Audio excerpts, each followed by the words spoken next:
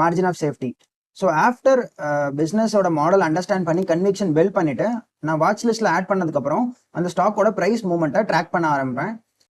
அந்த ஸ்டாக்கோட share price recent ஹைல இருந்து எப்போ 20% மேலே இறங்கியிருக்கோ அப்போ தான் நான் என்ட்ரி பண்ண ட்ரை பண்ணுவேன்.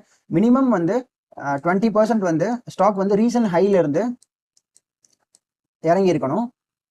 அதுதான் நான் மார்ஜின் ஆஃப் சேஃப்டி அப்படின்னு சொல்கிறேன். அண்ட் ஆல்சோ நான் இன்வெஸ்ட் பண்ணுறப்போ எப்பயுமே ஒரே டைமில் என்னோட மொத்த கேபிட்டலையும் இன்வெஸ்ட் பண்ண மாட்டேன். எய்தர் 3 to 4 ட்ரான்ச்சஸை தான் நான் இன்வெஸ்ட் பண்ணுவேன். பார்ட் பை பார்ட்டை தான் நான் இன்வெஸ்ட் பண்ணுவேன். அண்ட் எதனால் நான் 20% ஒரு ஸ்டாக் ஃபாலோவர் தான் இன்வெஸ்ட் பண்ணுறேன்னு சொல்கிறேன்னா, நான் மார்க்கெட் ஹையில் இருக்கப்போ என்னால் ஸ்டாக் வாங்கலாம். பட் இன்கேஸ் ஷார்ட் டேர்மில் மார்க்கெட் வந்து சென்டிமெண்ட் பேஸ் பண்ணி தான் ஒர்க் ஆகுறதுனால ஒரு நெகட்டிவ் நியூஸாக இருக்கட்டும், ஒரு நெகட்டிவ் ஈவெண்ட் ஏதாச்சும் நடந்தாலுமே ஸ்டாக் மார்க்கெட் வந்து அஃபெக்ட் ஆகும்.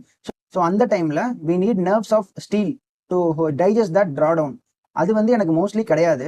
ஸோ அதனாலேயே நான் எப்பயுமே ஒரு மார்ஜின் ஆஃப் சேஃப்டி அட்லீஸ்ட் 20% அந்த ஸ்டாக் வந்து டவுனாக இருந்தால் மட்டும்தான் நான் அதில் என்டர் பண்ணுறதுக்கு கன்சிடர் பண்ணுவேன்.